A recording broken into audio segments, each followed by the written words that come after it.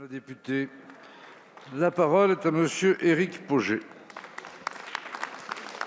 Merci, Monsieur le Président. Monsieur le Premier ministre, ce début d'année voit une chute inquiétante de l'activité des acteurs de la filière hôtels, cafés, restaurants.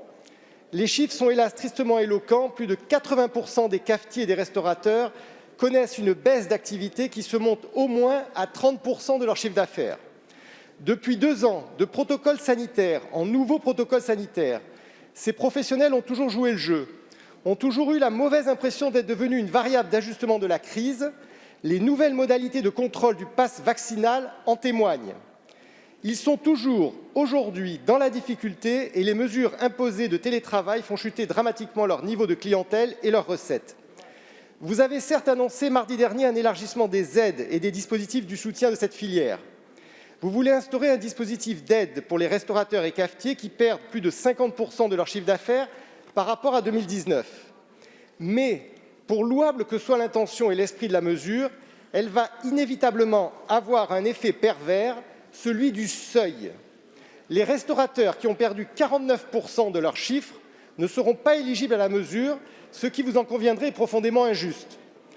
Pour avoir rencontré ces professionnels et échangé récemment avec eux dans ma circonscription des Alpes-Maritimes, ce qu'ils vous demandent, outre une baisse du seuil d'éligibilité des aides, ce sont des mesures d'accompagnement ciblées au prorata du chiffre d'affaires, adaptées à chaque situation et type de restauration pour faire face à un contexte difficile qui perdure. Ce qu'ils vous demandent, c'est la baisse de leurs charges, mais surtout un meilleur étalement du remboursement des prêts garantis par l'État qu'ils ont contractés et qu'ils doivent rembourser. Monsieur le Premier ministre, allez-vous revoir votre copie, adapter les dispositifs de soutien à ce secteur et entendre enfin cette profession si emblématique pour notre pays? Merci. La parole est à monsieur Bruno Le Maire, ministre de l'Économie, des Finances et de la Relance. Monsieur le Président, Monsieur le député, je partage l'analyse que vous faites sur le secteur hôtellerie, café, restauration. J'élargirai à toutes les activités du tourisme, de l'événementiel. Je voudrais simplement rappeler que depuis le premier jour de la crise, nous les avons accompagnés, mis en place des dispositifs massifs et que nous ne cessons d'adapter les dispositifs en étant au contact quotidiennement avec eux. Vous nous demandez d'abaisser les seuils d'éligibilité, je peux vous le confirmer, nous l'avons fait. Sur les dispositifs d'activité partielle, si vous perdez 65% de votre chiffre d'affaires, vous avez droit à la prise en charge de 100% de votre activité partielle pour vos salariés. S'agissant du dispositif charge fixe, le seuil était fixé à 65% de perte de chiffre d'affaires. Nous avons abaissé ce seuil de 65% à 50% de perte de chiffre d'affaires. Dans ce cas-là, si vous êtes une entreprise de moins de 50 salariés, on prend en charge 90% de vos coûts fixes. Une entreprise de plus de 50 salariés, 70% de vos coûts fixes. Et nous avons élargi ce dispositif qui ne concernait que quelques secteurs spécifiques à tout le secteur du tourisme, sans exception.